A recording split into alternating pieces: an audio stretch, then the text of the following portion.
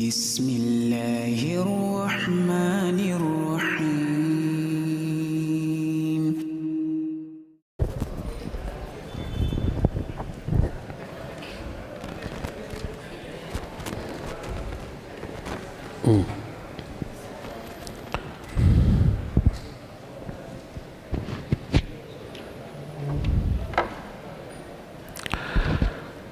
Bismillahirrahmanirrahim. Assalamualaikum warahmatullahi wabarakatuh. Alhamdulillah wassalatu wassalamu ala Rasulillah wa ala alihi wa ashabihi wa mawalah. Wa ba'd.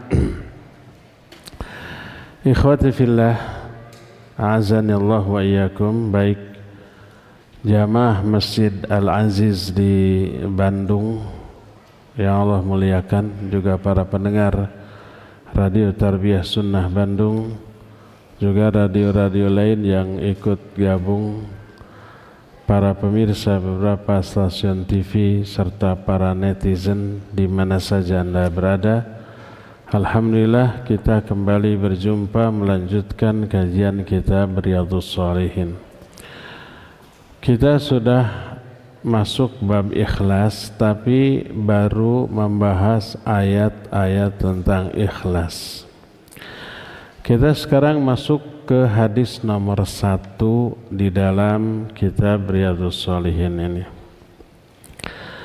Hadis ini diterima dari Amirul Mukminin Abi Hafs Umar bin Khattab bin Nufail bin Abdul Uzza bin Rayyah bin Abdullah bin Qurat bin Razah bin Adi bin Ka'ab bin Lu'ay bin Ghalib al-Qurashi al-Adawi radhiyallahu an. Panjang ya. Hadis ini terima dari Amirul Mukminin Ibnu Khattab Umar bin Khattab, kunyahnya Abu Hafs. Berkata Umar, sami'tu Rasulullah sallallahu alaihi wa alihi wasallam yaqul, innamal a'malu binniyat wa innamal likulli imri'in ma nawa. Faman kanat hijratuhu ila Allah wa rasulih fa hijratuhu ila Allah wa rasulih. Wa man kanat hijratuhu lidunya yusibuha aw imra'atin yankihuha fa hijratuhu ila ma hajara ilaihi. Muttafaqun ala sihhatihi. Kata Umar, aku mendengar Rasul sallallahu alaihi wasallam bersabda, hanyalah semua amal tergantung pada niat. Makna semuanya ini terkandung pada lafaz al-a'mal, isim jamak dari amal, kemudian ada alif lam. Alif lam yang masuk kepada isim jamak disebut til istighraq, artinya seluruh jenis amalan. Dari sinilah kita artikan semua amalan. Innamal a'malu binniyat, hanyalah setiap amalan tergantung kepada niat. Dan setiap orang hanya memperoleh balasan sesuai dengan niatnya. Maka siapa orang yang hijrahnya kepada Allah dan Rasulnya, berarti dia hijrahnya kepada Allah dan Rasulnya. Dan siapa yang hijrahnya karena dunia yang ingin dia raih atau karena wanita yang ingin dia nikahi, maka hijrahnya itu kepada hal tersebut. Hadis ini muttafaqun alaih. Makna muttafaqun alaih disepakati. Apa yang disepakati? Sanadnya oleh Imam Bukhari dan oleh Imam Muslim. Artinya Imam Bukhari meriwayatkan hadis ini melalui sanad ini, Imam Muslim juga sama sanadnya, disebut muttafaqun alaih. Kalau sanadnya berbeda, Imam Bukhari meriwayatkan hadis ini sanadnya ini. Imam Muslim sanadnya beda lagi. Maka disebut rawahul Bukhari dan Muslim. Tidak semua riwayat Bukhari dan Muslim muttafaqun alaih. Tapi kalau muttafaqun alaih pasti itu oleh Imam Bukhari dan Imam Muslim. Hadis ini muttafaqun alaih. Ketika menerangkan hadis ini, ada beberapa kalimat yang penjelasannya dirinci oleh Syekh Al-Utsaimin rahimahullah. Kalimat pertama, innamal a'malu binniyat wa innamal likulli imri'in ma nawa. Ini dua kalimat. Kalimat pertama, innamal a'malu binniyat. Setiap amalan hanya tergantung pada niat. Kalimat kedua, wa innamal likulli imri'in ma nawa. Hanyalah setiap orang akan peroleh balasan sesuai dengan niatnya. Ini kalimat kedua. Apa hubungan kalimat yang pertama dan kalimat yang kedua? Ada dua pendapat. Berkata Syekh Al-Utsaimin, innahuma jumlatan bimakna wahid. Wa innal jumlata tsaniyah ta'kidun lil jumlatil ula. Kedua kalimat ini maknanya sama, satu. Terus kenapa atuh ada dua kalimat kalau maknanya satu? Kalimat kedua takkid terhadap kalimat pertama. Takkid itu penguat, dikuatkan untuk menunjukkan pentingnya masalah ini, bahwa setiap amalan sangat ditentukan oleh niatnya. Ini pendapat yang pertama. Tapi pendapat yang pertama ini didhaifkan di antaranya oleh Syekh Al-Utsaimin, walakinna hadza laisa bisahih. Penjelasan tadi tidak benar. Bahwa dua kalimat ini maknanya sama, tidak benar. Kenapa? Wa dzalika li annal asla fil kalam ayyakuna ta'sisan la ta'kidan. Thumma innahuma inda ta'ammul yatabayyanu anna bainaha farqan 'azima fal ula sababun wath thaniyah natijah. Kata Syekh Al-Utsaimin, alasannya karena pada asalnya setiap ucapan itu taksis bukan takkid. Taksis itu menjadi fondasi bagi sebuah makna, bukan untuk menguatkan. Kemudian kalau kita perhatikan lebih jauh, jelas kedua kalimat ini memiliki perbedaan makna yang sangat besar.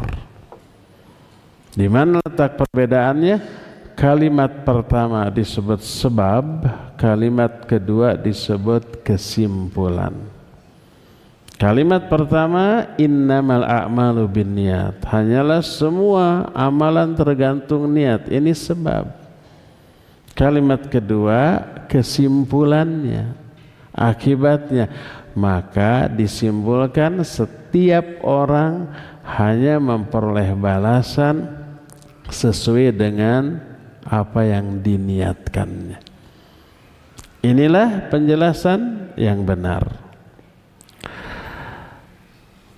Kata beliau, al-ula sababun yubayinu fiha an-nabiy sallallahu alaihi wasallam anna kulla amalin la budda fihi min niyah.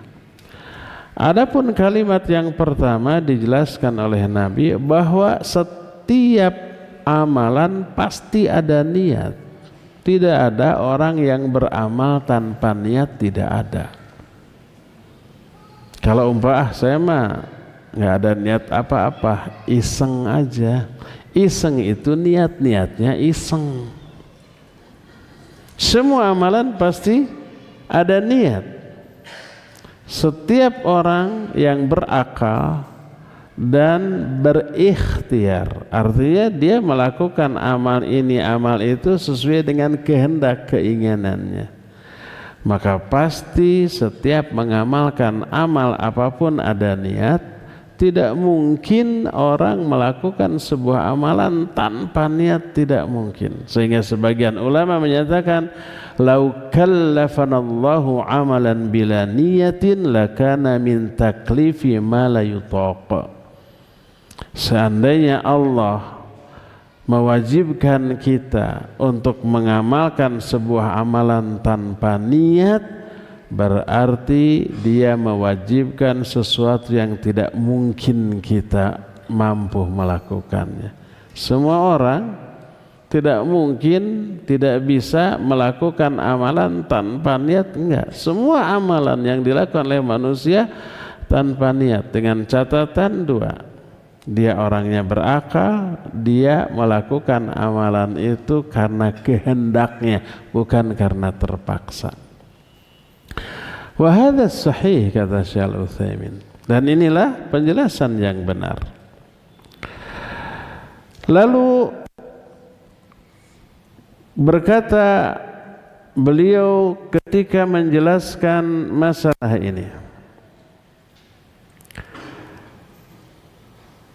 kaifa ta'malu anta wa anta aqilun fi aqlika wa anta mukhtarun ghaira mukrah amalan bila niyah. Bagaimana engkau akan beramal padahal engkau berakal dan engkau memiliki kehendak dan tidak dipaksa? Bagaimana mungkin bisa melakukan amalan tanpa niat apapun? Wa hadza mustahil. Ini sesuatu yang mustahil. Apapun yang kita lakukan pasti itu ada niatnya, baik niat itu yang baik ataupun yang buruk. Sehingga makna dari makna dari innamal a'malu binniyat, maknanya adalah ma min amilin illa walahu niyah. Tidak ada seorang pun yang beramal kecuali pasti dia punya niat di dalam amalannya tersebut. Tapi kemudian niat orang itu berbeda-beda, satu dengan yang lain memiliki niat yang berbeda sekalipun jenis amalannya sama. Dari awal sampai akhir di tempat yang sama, di waktu yang sama, amalannya semua sama. Umpamanya orang sholat berjamaah, imamnya sama, di tempat sama, jenis sholatnya sama, gerakan bacaannya semua sama, dari awal sampai akhir, dari takbir sampai salam semua sama. Apakah niat kedua orang ini sama? Tidak. Apakah pahala yang Allah berikan kepada kedua orang ini persis sama? Tidak. Tergantung banyak hal. Salah satunya tergantung niat. Maka walaupun berdampingan sholat berjamaah, pahalanya bisa perbedaannya seperti langit dan bumi. Ini ikhlas dan khusyuk, ini riya dan ngelamun. Oh, beda jauh pahalanya. Walaupun gerakan, bacaan, semuanya serba sama. Sehingga asas atau fondasi atau dasar dari seluruh ibadah didasarkan kepada hadis ini, ma min amalin illa biniyatin. Tidak ada satupun amalan kecuali pasti ada niatnya. Lalu itu sebab. Lalu natijah atau kesimpulan, wa innamal likulli imri'in ma nawa. Dan karena setiap amalan tergantung pada niat, maka setiap orang hanya memperoleh balasan pahala sesuai dengan niatnya. Berkata Syekh Al-Utsaimin, inna waitallaha wad daral akhirata fi a'malika syar'iyyah hasala laka dzalik, wa inna waitad dunya faqad tahsul wa qad la tahsul. Kalau engkau meniatkan sebuah amalan untuk Allah dan negeri akhirat, amalannya amalan yang disyariatkan, maka pasti engkau akan memperoleh apa yang engkau niatkan. Sebaliknya, kalau engkau meniatkan amalanmu untuk dunia, kadang berhasil, kadang tidak berhasil diperoleh. Allah berfirman dalam Al-Quran surah Al-Isra ayat 18. Kata Allah, "Man kana yuridul ajilata ajjalna lahu fiha ma nasha liman nurid." Siapa orang yang menginginkan balasan yang segera, maksudnya balasan di dunia, kami akan segerakan bagi dia balasannya di dunia ini, tapi manasya, sesuai dengan kehendak kami, bukan sesuai dengan kehendak dia. Liman nurid, bagi orang-orang yang kami kehendaki, bukan bagi orang-orang yang dikehendaki oleh manusia, tidak. Sesuai dengan kehendak Allah, baik orangnya maupun jenis balasannya. Sesuai dengan kehendak Allah, bukan sesuai dengan kehendak orang yang beramal, bukan. Kita mengamalkan ini inginnya umpamanya dunia, saya rajin tahajud biar cepat dapat jodoh, itu keinginannya. Apakah keinginannya akan diperoleh dengan niatnya dan ikhtiar tahajudnya? Belum tentu. Makanya Allah katakan ajjalna lahu fiha ma nasya, kami segerakan balasannya bagi dia di dunia, tapi sesuai dengan kehendak kami. Waliman nurid, dan hanya orang-orang yang kami kehendaki, tidak semua orang. Makanya ada yang berhasil dikasih oleh Allah, ada yang tidak. Dan yang berhasil juga kadang-kadang sesuai dengan harapan, kadang-kadang jauh dari harapan, kadang-kadang melebihi harapan, sesuai dengan kehendak Allah subhanahu wa ta'ala. Dari sinilah kadang orang ada yang dikasih apa yang dia inginkannya di dunia dengan amalannya. Kadang ada yang dikasih sebagian, kadang ada yang tidak dikasih sama sekali. Inilah makna yang terkandung dalam ayat ajjalna lahu fiha ma nasya liman nurid. Kami segerakan balasannya bagi orang itu di dunia, tapi balasannya sesuai kehendak kami dan hanya kepada orang-orang yang kami kehendaki. Itu kalau niatnya dunia. Kalau niat beramal untuk dunia, kadang dikasih full oleh Allah, kadang hanya sebagian, kadang tidak dikasih sama sekali kalau untuk dunia. Adapun untuk akhirat, niat yang dimaksudkan untuk akhirat dipastikan semuanya dikasih. Allah berfirman dalam Quran surah Al-Isra 19 sebagai lanjutan dari ayat yang tadi. Kata Allah, "Wa man aradal akhirah wa sa'alaha sa'yaha wa huwa mu'min faulaika kana sa'yuhu mashkura."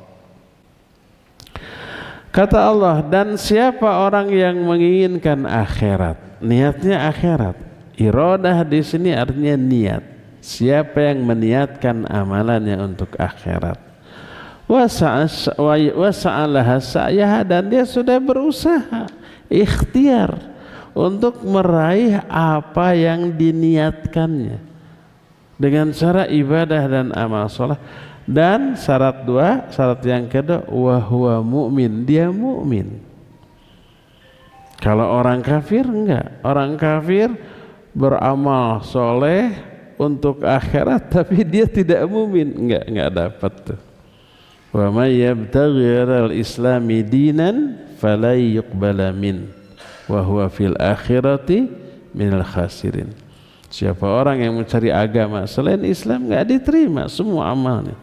Di akhirat dia termasuk orang yang rugi. Nah, Kata Allah, wa man aradal akhirah, siapa orang yang menginginkan akhirat, wa sa'alaha sa'iha, dia sudah berupaya untuk akhirat itu semaksimal yang dia bisa, wa huwa mu'min, dan dia mu'min, fa ulaika kana sa'yuhum mashkura, merekalah orang-orang yang usahanya akan disyukuri. Makna disyukuri, dibalas. Balasnya di mana? Dunia akhirat. Karena salah satu sifat Allah, Allah itu syakur. Allah itu maha berterima kasih.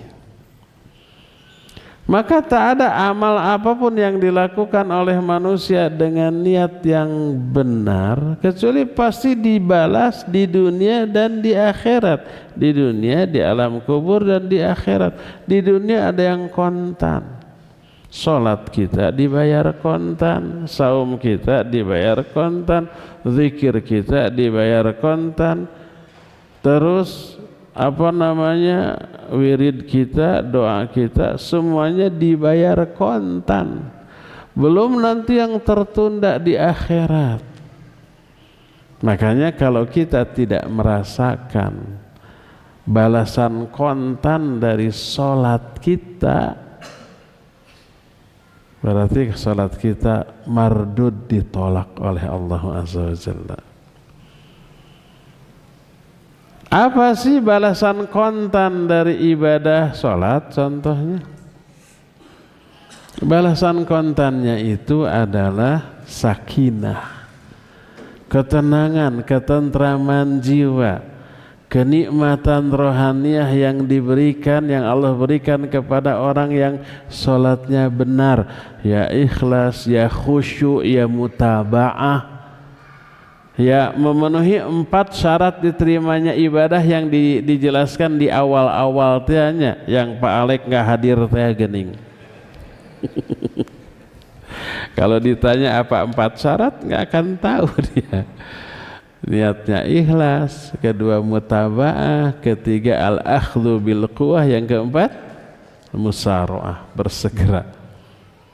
Ya sesuai sunnah, ya ikhlas, ya khusyuk. Allah balas. Apa balasan yang kontannya?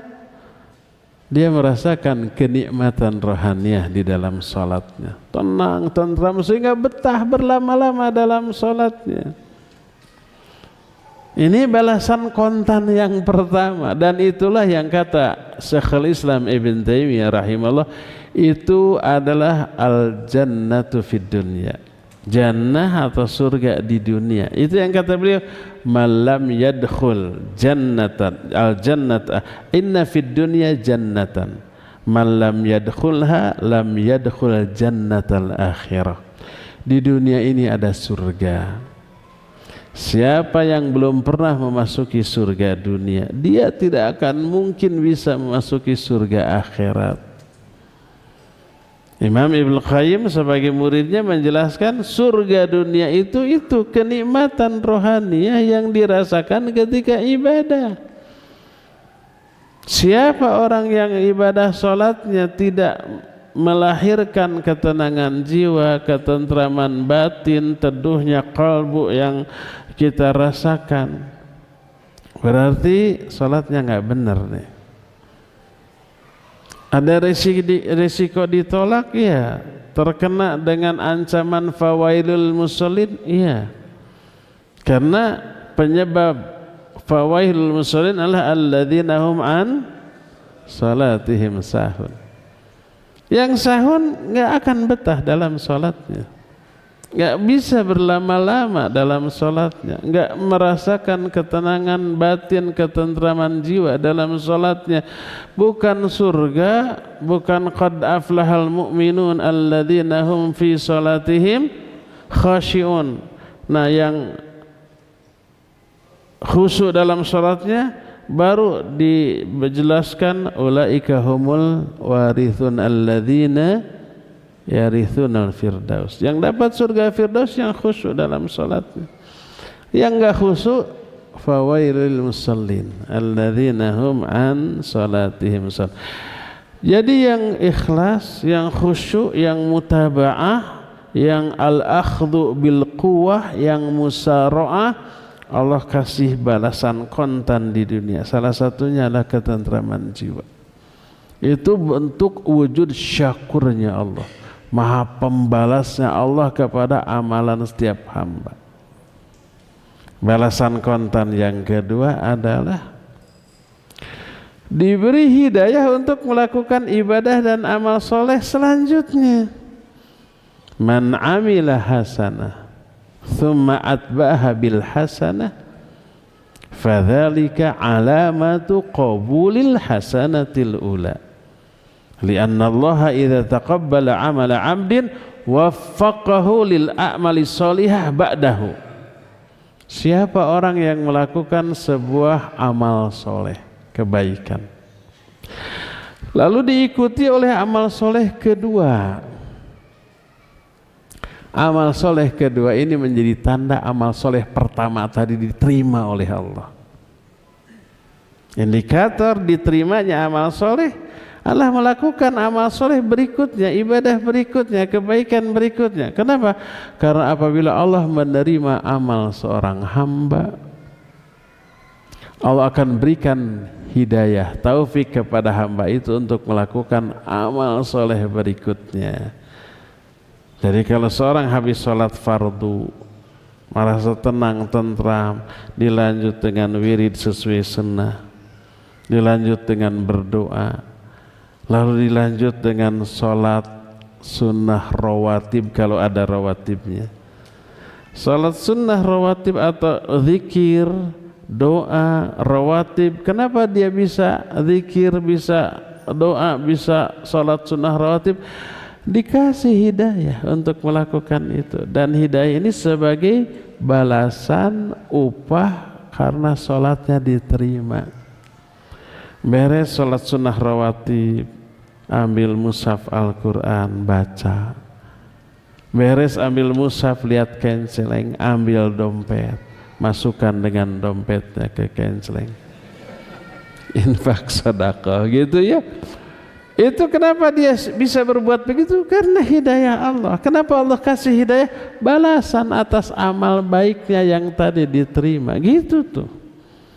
Makanya kalau orang habis sholat assalamualaikum assalamualaikum langsung pergi, dia nggak diberi hidayah untuk wirid, menunjukkan sholatnya tadi itu mungkin ditolak. Beres sholat assalamualaikum assalamualaikum, buka HP, browsing, chatting, macam-macam. Tidak diberi hidayah untuk wirid, tidak diberi hidayah untuk sholat sunnah ba'diyah, tidak diberi hidayah untuk beramal soleh berikutnya. Jadi hadiah atau balasan kontan dari Allah terhadap orang yang ibadahnya diterima adalah diberi hidayah untuk melakukan ibadah-ibadah berikutnya. Itu beberapa di antara bentuk syakurnya Allah, maha berterima kasih, maha pembalasnya Allah. Itu di dunia, belum balasan yang ditunda di akhirat. Inilah yang dimaksud faulaika kana sa'yuhum mashkura. Mereka lah orang-orang yang usaha mereka untuk meraih akhirat akan dibalas oleh Allah Subhanahu wa ta'ala. Sabda Nabi innamal a'malu binniyat sampai akhir dari hadis ini disebut sebagai mizanun likulli amalin lakinnahu mizanul batin. Ini sebagai mizan, timbangan untuk seluruh amalan, tapi timbangan batin, karena masalah niat adalah amalan hati, aspek batininya. Benar tidaknya sebuah amalan, pertama aspek batinnya ditimbang dengan keikhlasan. Kalau ikhlas, dia memenuhi syarat diterimanya amalan tersebut. Dan yang kedua, hadis man amila amalan laisa alaihi amruna fahuwa raddun mizanun lil a'mali dhahirah. Siapa yang mengamalkan satu amalan tapi tidak ada contoh dariku, amalan itu ditolak, hadis ini menjadi mizan, timbangan, barometer bagi amalan zahir. Amalan batinnya ditimbang dengan keikhlasan, amalan lahirnya ditimbang dengan mutaba'ah tidaknya terhadap sunnah Nabi SAW. Dua ini wajib dimiliki dalam setiap amalan, ikhlas dan mutaba'ah.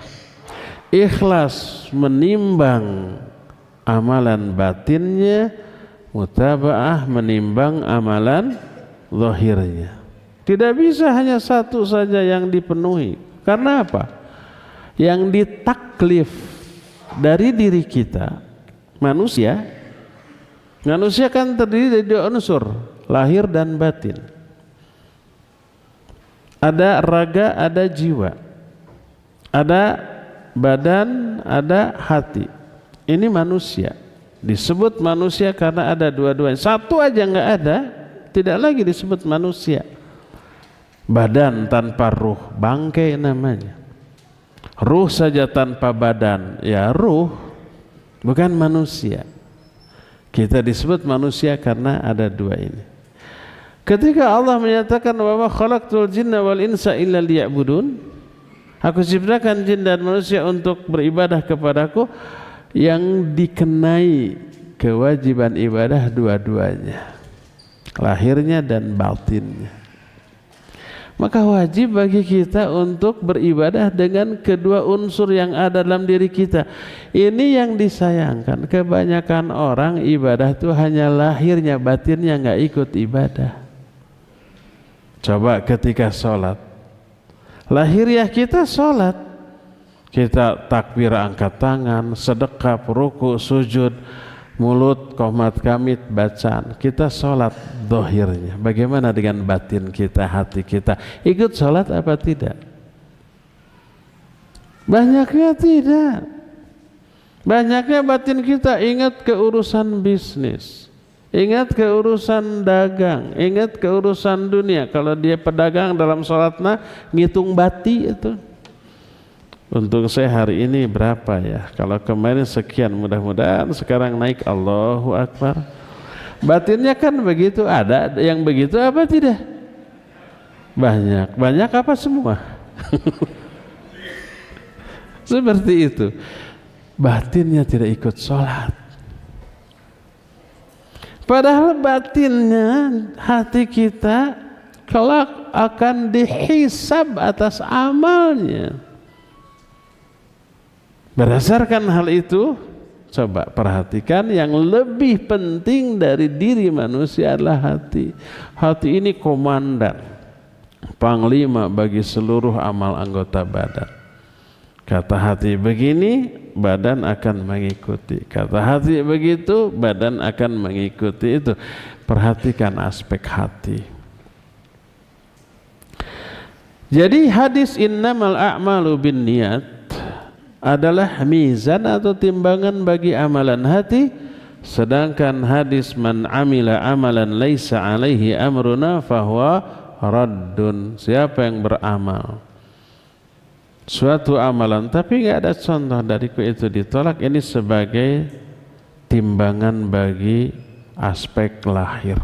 Dua-duanya harus dipenuhi dalam sebuah amalan, ya ikhlas, ya mutaba'ah. Oleh karena itulah maka para ulama berkata hadzanil haditsani yujmi'anid dina kullah. Dua hadis ini menghimpun seluruh agama.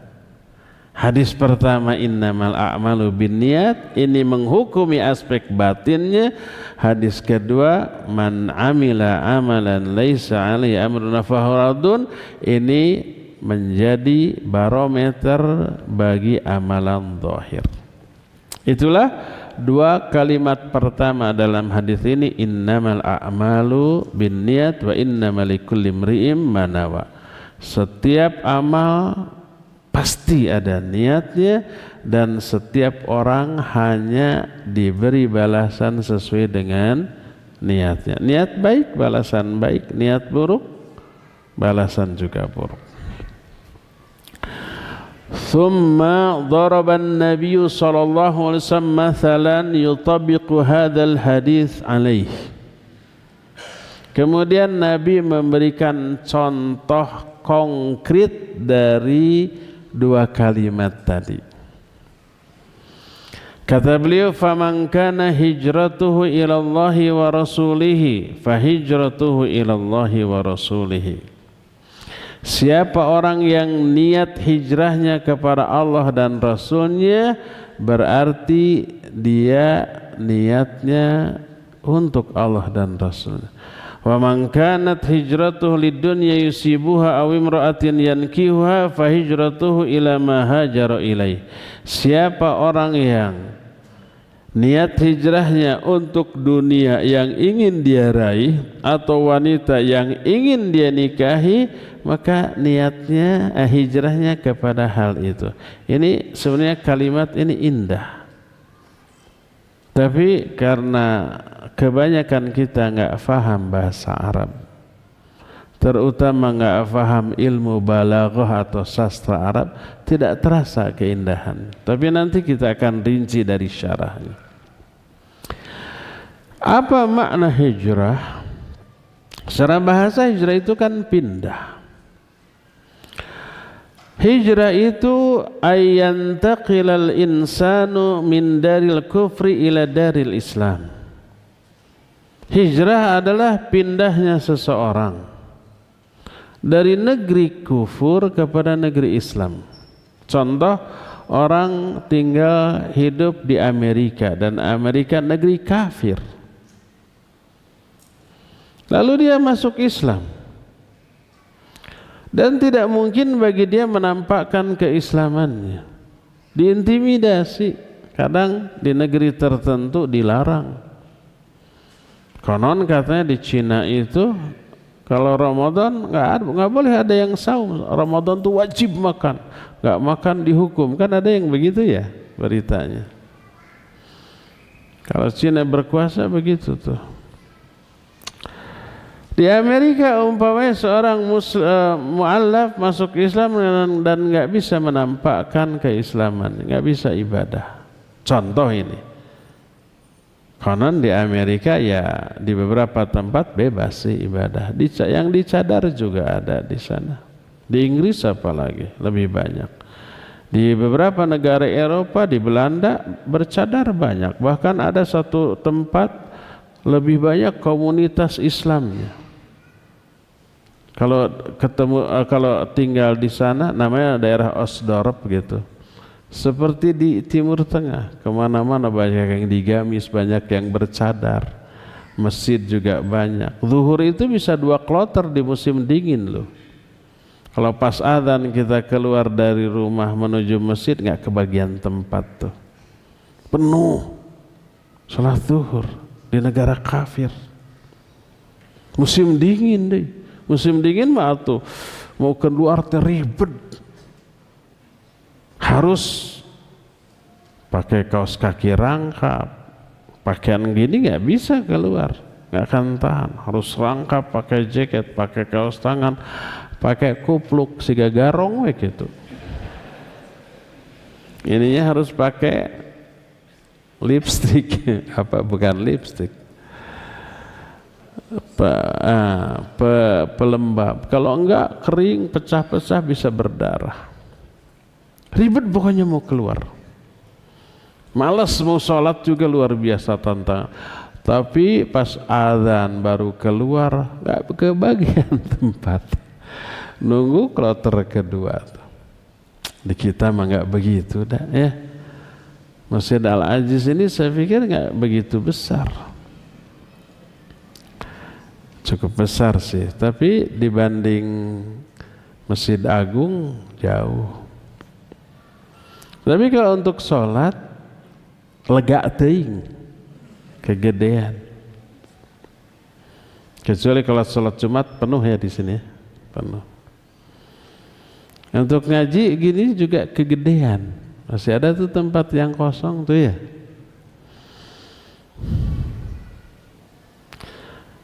Jadi ingin nyindir masjid dari mana tadi? Di Amerika.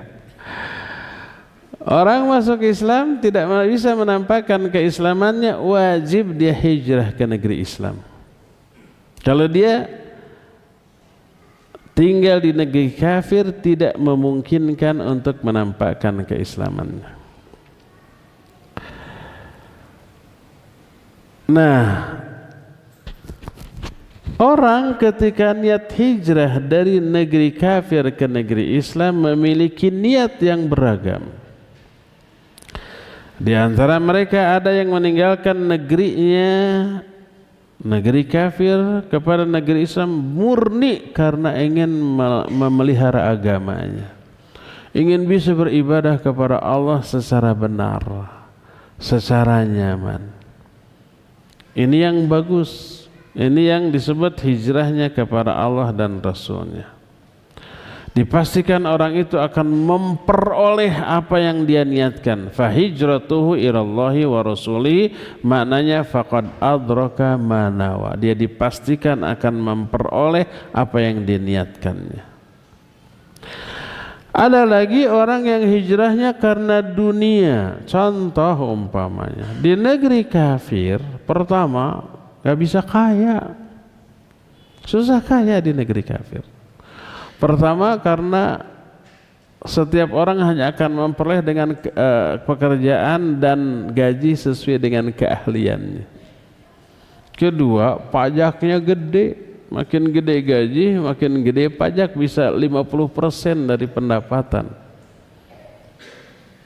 Setiap kali dapat duit harus diketahui dari mana sumber duit ini dan kena pajak. Begitulah. Jadi orang kaya atau tidaknya itu bisa ditelusuri, bisa diduga dari mana sumbernya. Susah kaya. Akhirnya dia melihat di negara Islam punya punya kesempatan untuk meraih uang sebanyak-banyaknya tanpa harus khawatir dengan pajak. Ada pajak kecil di Saudi juga, sekarang sudah ada pajak, dulu tidak ada, makanya agak sedikit mahal harga-harga curcol. Akhirnya orang itu pergi ke negeri Islam bukan karena keislaman di negeri itu, tapi karena dunia. Orang ini tidak memperoleh pahala dari hijrahnya. Atau dikenal wanita-wanita di negara-negara Islam itu pertama suci-suci, memelihara diri. Kalau di negara kafir susah mencari wanita yang asli. Kalau ada yang asli itu second, tinggal ampasnya. Karena di negeri-negeri kafir mah ABG juga sudah pada jebol ya. Susah, apalagi ada kehidupan yang free sex, bebas. Takut penyakit, takut ini, takut itu. Maka dia mencari jodoh di negara-negara Islam. Pindah dia dalam rangka mencari jodoh, maka nggak dapat pahala hijrahnya. Nah, inilah yang dimaksud fahijratuhu ila ma hajara ilaihi. Timbul pertanyaan, ketika faman kana hijratuhu ilallahi wa rasulihi fahijratuhu ilallahi wa rasulihi. Siapa yang hijrahnya kepada Allah dan Rasulnya, berarti dia hijrahnya kepada Allah dan Rasulnya. Diulang 2 kali. Tapi siapa orang hijrahnya untuk dunia atau wanita yang ingin dia nikahi, tidak disebut maka hijrahnya untuk dunia dan untuk wanita. Tidak begitu, tapi hijrah itu ke situ gitu. Kenapa? Maka inilah yang dimaksud oleh ucapan saya tadi, ada makna yang hanya bisa ditangkap dari kaidah yang difahami dari bahasa tersebut, terutama pelajaran sastranya. Ketika sesuatu itu berharga dan mulia, layak untuk disebut walaupun berkali-kali. Niat hijrah kepada Allah dan Rasulnya adalah niat yang mulia, maka disebut fa hijratuhu ilallahi wa rasulihi. Hijrahnya itu kepada Allah dan Rasulnya. Tapi ketika menyebut dunia dan wanita, ini hina. Bukan Islam menghinakan wanita, maksudnya niat untuk memperoleh wanita itu hina. Niat ibadah untuk memperoleh dunia, niat ibadah untuk memperoleh wanita, niat itu yang hina. Awat jangan tersinggung, Ustaz ngomong wanita itu hina. Bukan, salah paham dia. Jadi niatnya hina. Maka yang hina dalam bahasa apapun enggan untuk disebut.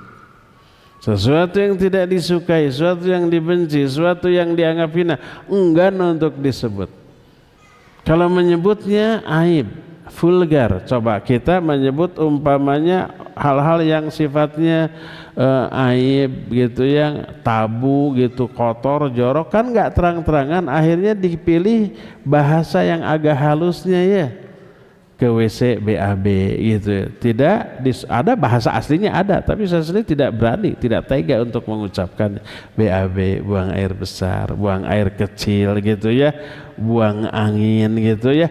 Hubungan suami istri itu istilah aslinya ada nggak? Ada. Berani nggak kita ngomonginnya? Nggak berani, diperhalus karena hinanya itu atau kotornya atau joroknya hal itu. Termasuk sesuatu yang hina atau dibenci, termasuk orang. Kalau kita membenci orang, nyebut namanya juga tidak. Pokoknya kalau ada si eta, saya mah tidak ada hadir, tidak akan hadir. Disebut si eta, tidak disebut namanya ya. Karena apa? Karena kita tidak suka. Kamu hadir nggak ke undangan? Tergantung. Kalau si Atu, si Anu hadir, saya nggak mau. Nggak mau lihat muka si eta teh. Nah, si eta disebut notanya, namanya tidak mau disebut. Tidak disebutnya, tidak diulangnya penyebutan dunia dan wanita menunjukkan hina dan rendahnya niat untuk itu. Maka faman kana hijratuhu lidunya yusibuha aw imra'atin yankihuha fa hijratuhu ila ma hajara ilai. Tidak disebut fa hijratuhu ila dunya wa imra'atin, tidak disebut, tapi ila ma hajara ilai. Berarti niatnya itu ke situ tuh. Dan ini isyarat hinanya hal tersebut, sehingga syariat pun enggan menyebutnya dua kali.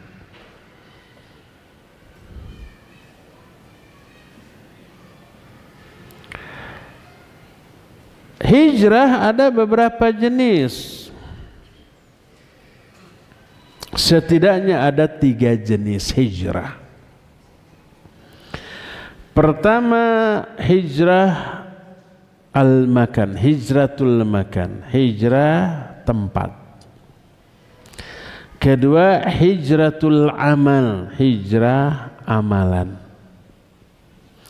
Ketiga, hijrah lil amil, hijrah orang yang beramal.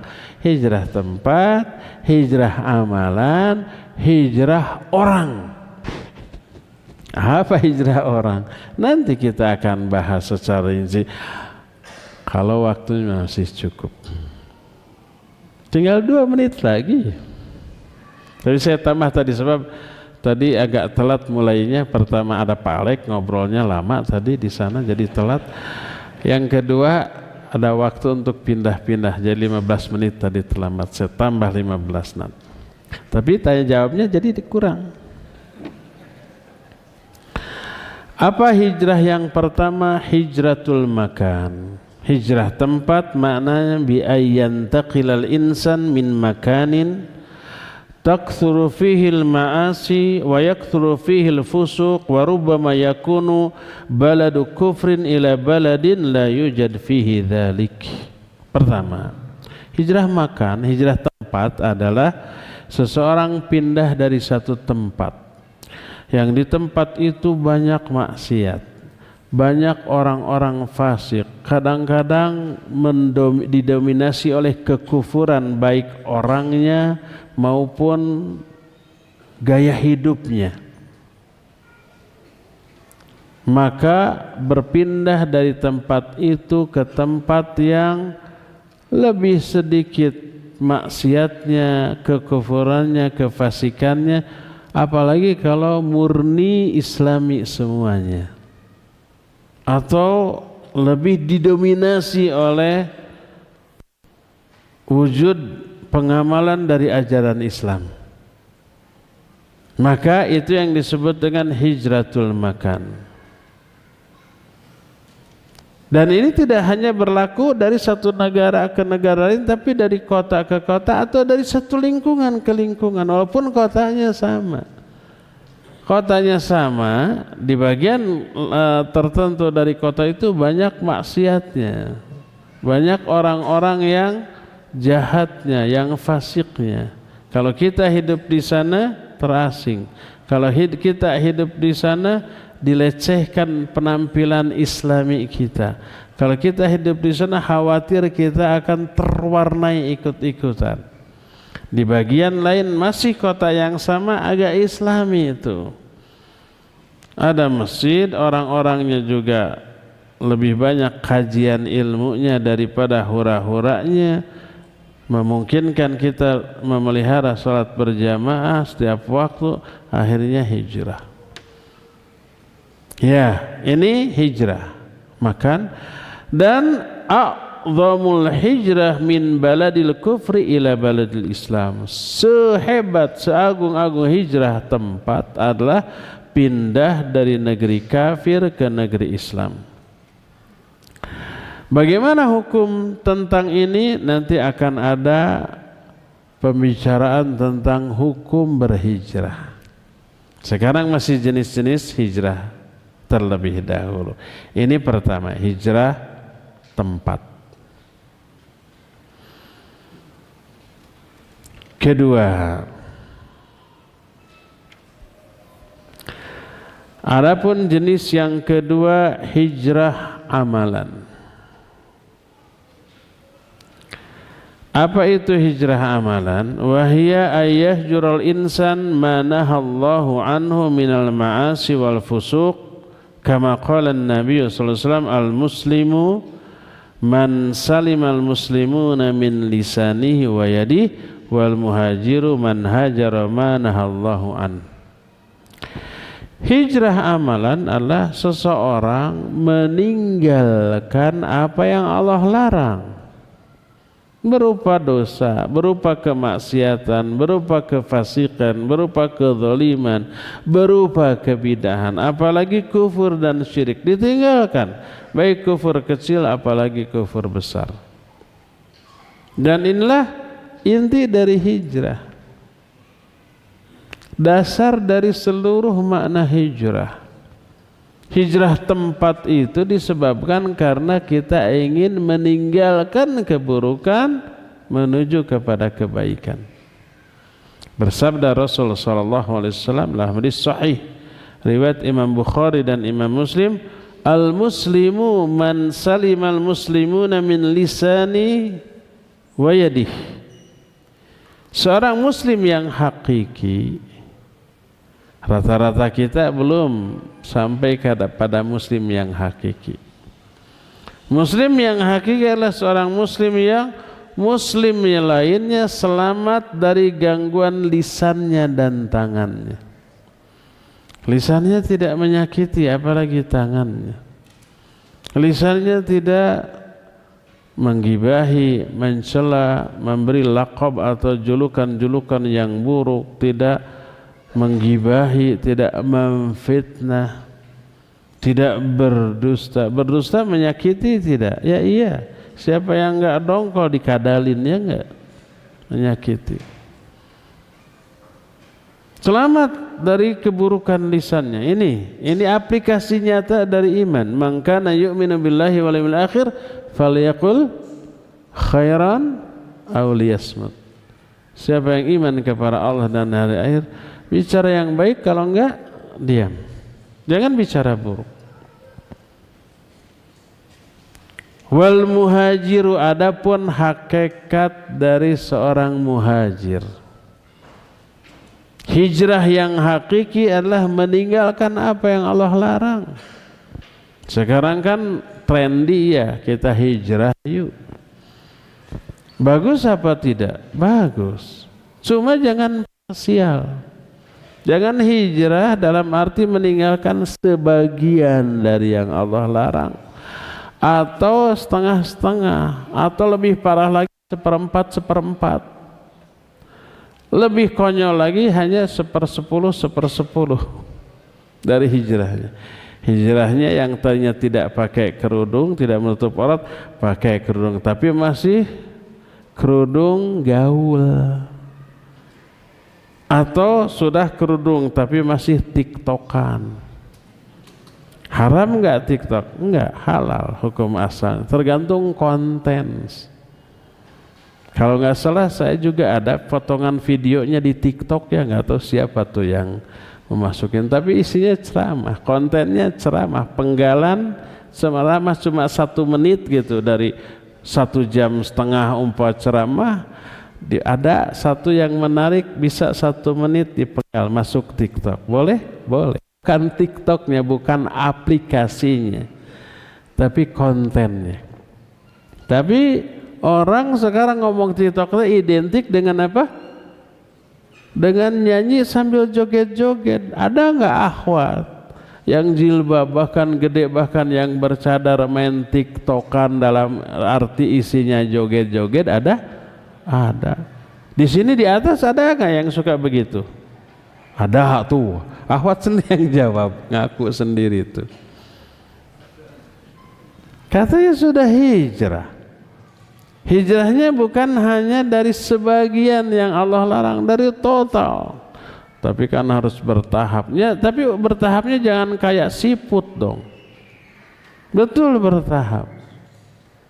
Tapi apa yang sudah yakin keharamannya, total tinggalkan. Jadi tinggalkan semua yang Allah haramkan, baik yang Allah haramkan itu yang berkaitan dengan hak-hak Allah ataupun dengan hak-hak sesama manusia. Hak-hak Allah itu diantara seluruh kewajiban individual yang disebut dengan hal-hal yang fardu ain. Semua rukun Islam itu ada hak Allah. Salat ada hak Allah walaupun ada hak orang di dalamnya. Di antara hak orang dalam salat kita, salawat kepada Nabi sallallahu alaihi wasallam. Salam, assalamualaikum kanan, assalamualaikum kiri, kan itu hak sesama manusia. Ada wa ala ibadillahis sholihin, itu hak sesama manusia ada. Tapi umum itu hak Allah. Saum hak Allah.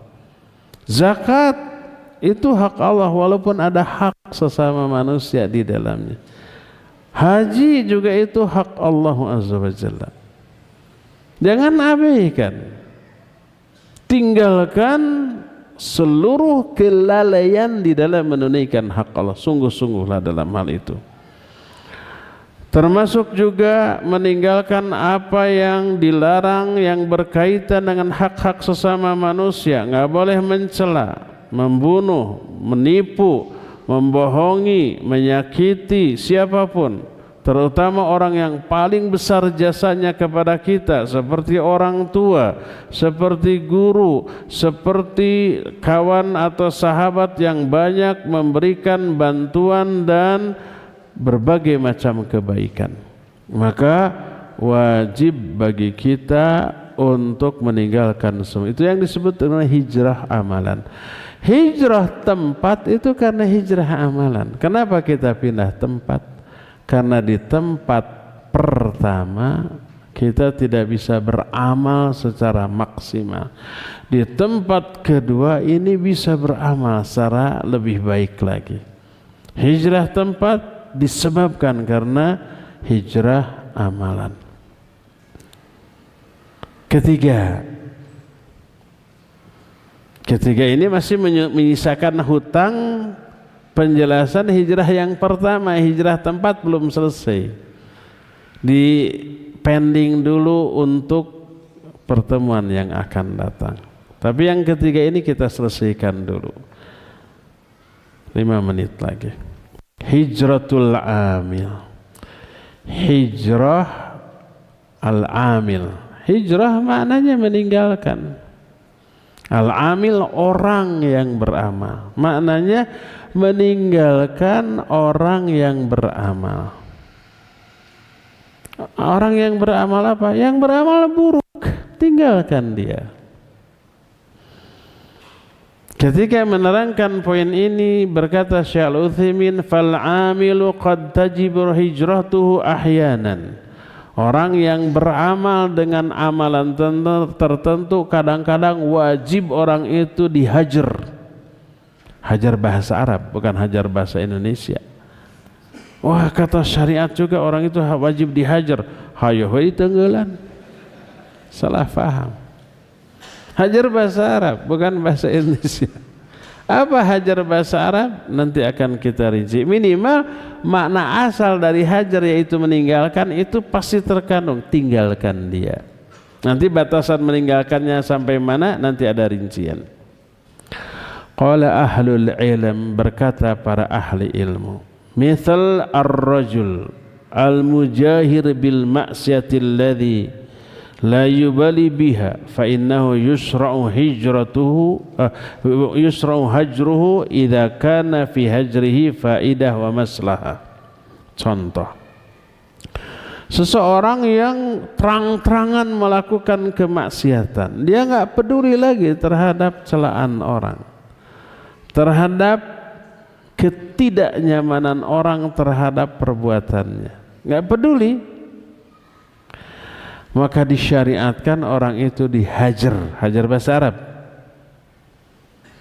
dimusuhi, ditinggalkan, dibiarkan sampai tidak disapa, tidak diajak bicara, sampai salamnya pun tidak dijawab. Kalau dia mengucapkan assalamualaikum, buang muka, dengan syarat idza kana fi hajrihim faidah wa maslahah. Kalau menghajarnya ada faidah, ada maslahat. Ada maslahat, ada manfaat. Terus wal muslihah wal maslahah wal faidah annahu idza hajara arafa qadra nafsi wa raja'a anil ma'siyah. Apa fungsi dari menghajar itu? Dan apa yang dimaksud maslahat dan manfaat? Yaitu orang itu berhenti dari kemaksiatannya. Orang itu tobat dari kesalahannya. Dia merasa, aduh, saya dijauhi oleh semua orang. Salam saya nggak dijawab, nggak ada yang ngajak bicara, gitu ya. Saya ngasih hadiah, ngasih apapun diabaikan. Akhirnya introspeksi, oh karena kesalahan saya, lalu dia berhenti dari kesalahan lalu taubat. Itu hajar yang bagus, yang manfaat. Contoh, kata beliau, rajulun ma'rufun bil ghashbil bai'i wasyara fayahjuruhun nas fa idza hajaruhu taba min hadza wa raja'a wa nadama. Wa rajulun thani yata'amalu birriba fayahjuruhun nas wa la yuslimuna alaihi wa la yukallimunahu fa idza arafa hadza khajala min nafsi wa ada ila sawabi. Contoh orang yang dikenal tukang tipu, tuti harja, tukang tipu haram jadah. Jangan dipakai, ini terlalu kasar ya, jangan. Sok ayah ingin iseng nanti, padahal nggak perlu dikatakan ya, jangan ditulis. Apalagi jadikan status. Ada istilah baru, tuti harja, jangan.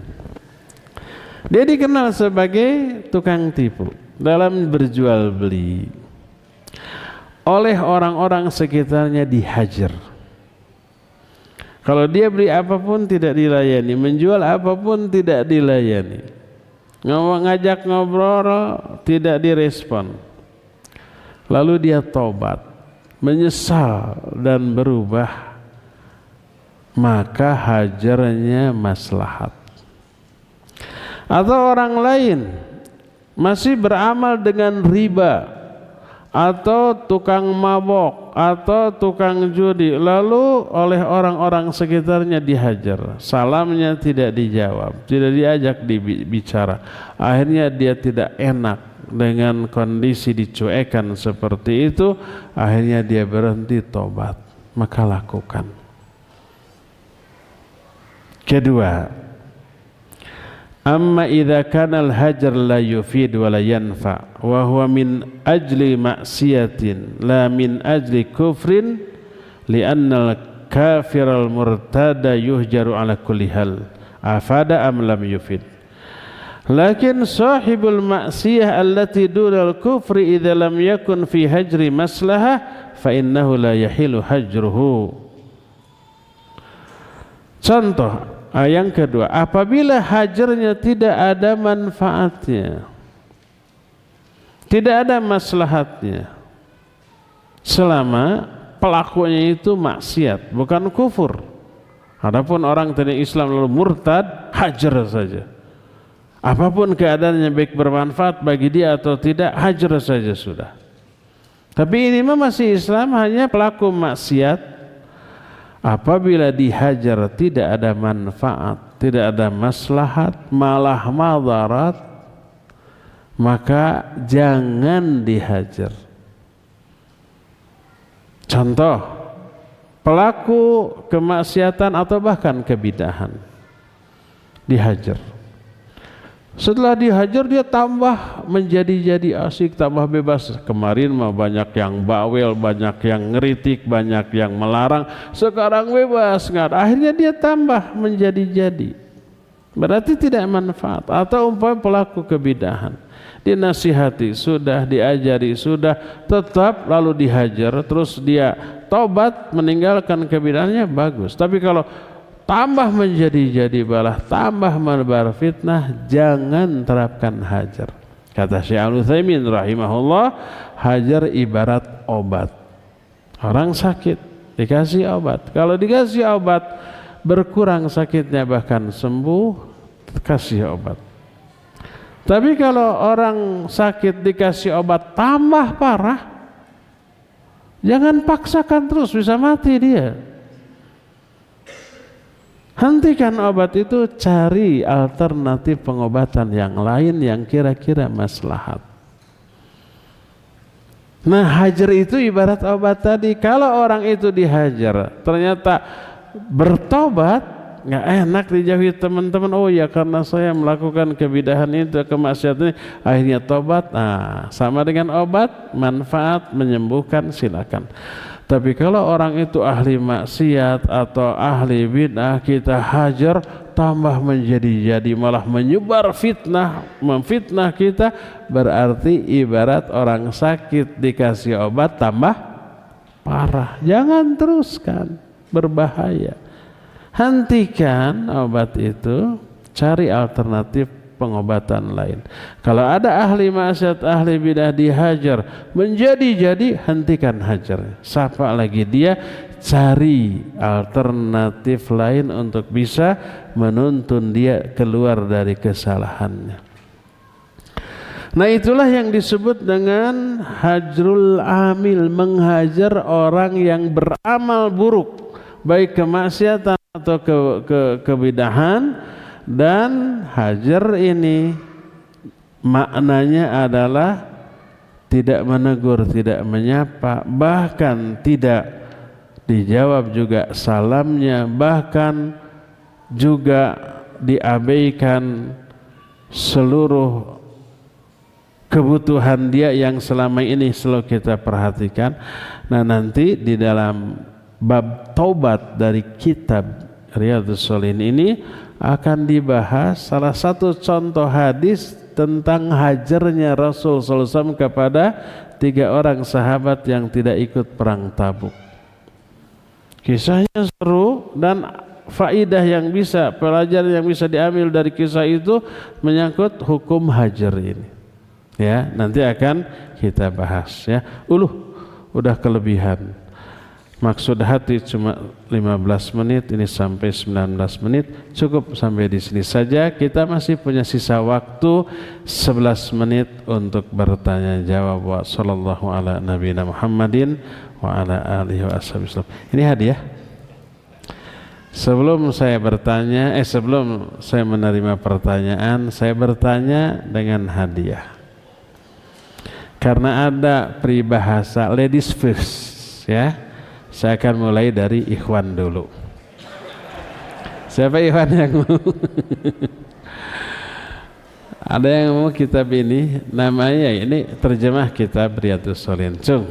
Wah. Ini dulu nih. Siapa? Namanya mic. Ahwat siap-siap pegang mic ya. Namanya siapa? Bismillah. Nama ana Alif. Alif. Ba tak sa gitu. Huruf awal. Alif. Pertanyaannya.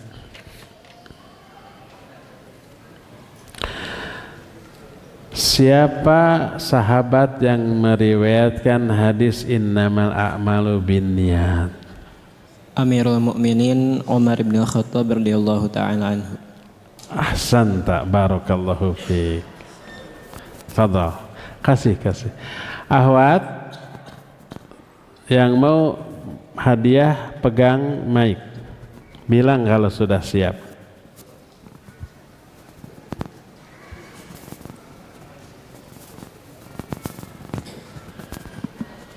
Ada mic di atas? Ada ahwat di atas? Udah siap Ustaz. Siap. Taib. Yang mau menjawab pegang mic ya. Taib. Ahwat, apa arti hijrah?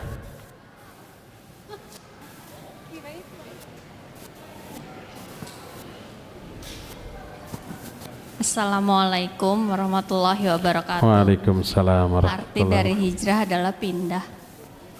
Iya. Ada berapa macam jenis hijrah? Ada 3 Apa aja? hijrah. Tempat, hijrah amal, hijrah orang beramal. Apa yang dimaksud hijrah tempat?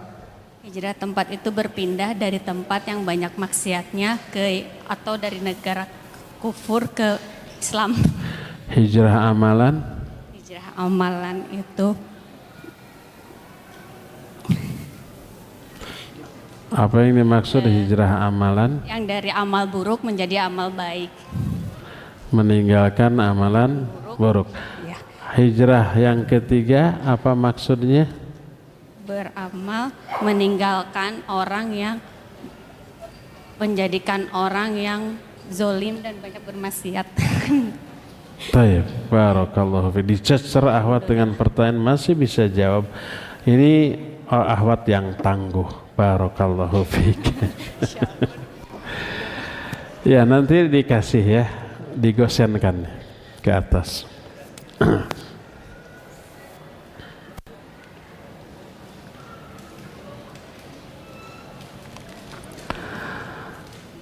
Assalamualaikum. Waalaikumsalam warahmatullahi. Ustaz, apa batasan bersegera dalam beramal sebagai syarat sempurnanya amalan? Saya sebagai ibu 2 anak laki-laki, curhat nih. Tiap subuh saya harus bangunin si bungsu usia 19 tahun. 19 tahun. Sudah kuliah tapi agak susah bangunnya. Turunan meren. Saya baru sholat subuh setelah dia bangun dan berwudu. Maksimal sampai kakaknya dan bapaknya pulang dari masjid. Apakah termasuk bersegera atau tidak? Bagusnya ibu bangun sebelum azan subuh jam 4 gitu. Sejak jam 4 bangunkan. Kalau belum bangun terus. Tidak bisa umpat guyah-guyah dikepret dengan air.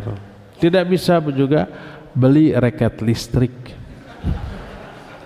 Biar benar-benar bangun. Pokoknya sebelum azan sudah bangun, jadi pas azan itu ibu sudah sholat. Jadi bukan berbicara hukum bahwa ibu sholatnya agak telat karena membangunkan si bungsu yang 19 tahun. Bukan itunya yang dibahas, tapi bahas bagaimana caranya agar si anak itu sebelum adzan sudah bangun, agar tidak terlambat, sampai ibu juga tidak terlambat. Solusinya begitu. Bangun sekitar jam 4, guyah-guyah. Perintahkan bapaknya dan kakaknya, gusur tuh si bungsu tuh, jangan sampai teblek gitu. Seperti itu ya, itu yang harus dilakukan.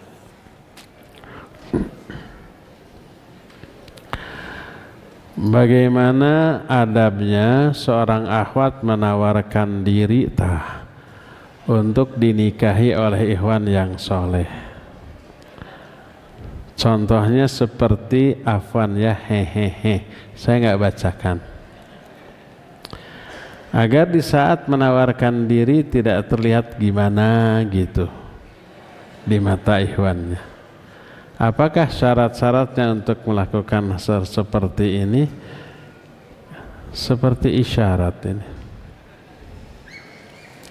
Sekarang ini bisa privasi, bisa dengan WA. Kalau tulisan umpamanya gugup, jempolnya gemeter, bisa dengan voice note. Tambah gugup. Tenangkan dulu, silakan tulis, ya. Mohon dirahasiakan agar tidak malu kalau ditolak. Bilang saja, akhi, mau nggak akhi menikahi saya? Dan itu bukan aib. Menawarkan diri bukan aib. Nanti kalau direspon akan ditanya mana CV-nya, siapa sahabat terdekat yang mengenal ukhti luar dalam, nanti akan ditanya.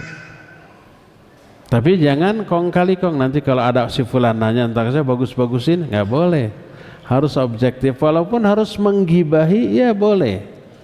Menggibahi orang dalam perkara ini boleh, karena ini pun dilakukan oleh Rasul sallallahu alaihi wasallam. Ada seorang wanita Fatimah, nah bukan Fatimah putri Nabi sallallahu alaihi wasallam, bukan. Datang, ya Rasulullah, saya dilamar oleh 2 orang, ya. Pertama oleh Muawiyah bin Abi Sufyan yang kala itu masih miskin, dan yang kedua lagi oleh orang lain lagi, Jaham namanya. Siapa yang harus saya terima? Oleh Nabi dua-duanya digibahi. Adapun si fulan miskin, Muawiyah miskin. Adapun si fulan dia suka gampang mengangkat tongkatnya memukul. Jangan nikahi kedua, nikahlah kepada si fulan. Ditunjukkan ke fulan, yang ketiga akhirnya menikah. Ini gibah, ya. Tapi ini dibolehkan demi kemaslahatan, ya. Jadi boleh. Jadi silakan WA, silakan SMS, silakan DM lewat medsos yang dimiliki oleh kedua belah pihak, dan nanti akan ditanya CV segala macam data, berikan secara jujur dan objektif, ya. Wallahu a'lam. Terakhir, mohon maaf tidak semua pertanyaan terjawab. Ustaz, apakah setiap ucapan adalah doa? Tidak. Doa itu maknanya masalah. Masalah itu permintaan. Kalau isi bukan permintaan, maka bukan doa. Ya, permintaan ini ada 2 jenis. Permintaan dalam arti langsung soal. Yang kedua, permintaan dengan mengungkapkan harapan. Semoga Allah memperlancar urusan kita. Itu bukan, ya Allah lancarkanlah urusan kami. Tidak begitu kan? Tidak berupa permintaan. Tapi di dalamnya terkandung. Harapan itu ya terkandung doa. Tapi kalau bukan harapan, bukan permintaan, ya bukan doa. Antum jangan begitu, nanti antum bakal jelek. Nah, itu bukan doa. Umpamanya ya, ada jerawatan, kemudian dipocel-pocel, jangan, nanti jelek loh. Apakah itu doa? Bukan. Jangan begitu, nanti saya benar-benar jelek. Enggak. Itu bukan doa, itu hanya ucapan biasa. Ana sering ditegur suami, setiap ucapan menurut beliau adalah doa, padahal ana tidak ada niat berdoa yang jelek. Kalau mengucapkan jelek kepada orang berarti mencela, ya tidak boleh. Gitu-gitu amat jadi orang, nggak boleh, itu mencela. Ya, lebih baik menasihati. Bolehkah istri minta pindah atau tempat tinggal kontrakan ke suami karena keluarga suami belum pada hijrah? Qadarullah suami selalu menolak. Saat ini kami masih tinggal bersama mertua. Bahkan untuk pergi kajian saja harus izin terlebih dahulu, kadang tidak diizinkan. Hal sekedar usul meminta boleh, tapi keputusan tetap di suami. Kalau suami umpamanya mengabulkan, alhamdulillah. Kalau tidak, sabar dan tetap ikut putusan suami. Sekedar usulan meminta boleh, silakan selama suami mampu, ya, dengan alasan-alasannya boleh, ya, tidak apa-apa. Tapi jangan maksa, pokoknya kalau nggak mau pindah cerai, jangan ngancam-ngancam gitu. Tadi udah terakhir ya. Sudah cukup sampai di sini. Insyaallah kita jumpa lagi hari Senin yang akan datang. Subhanakallahumma bihamdik asyhadu an la ilaha illa anta astaghfiruka wa atubu ilaik. Walhamdulillahirabbil alamin. Wassalamualaikum warahmatullahi wabarakatuh.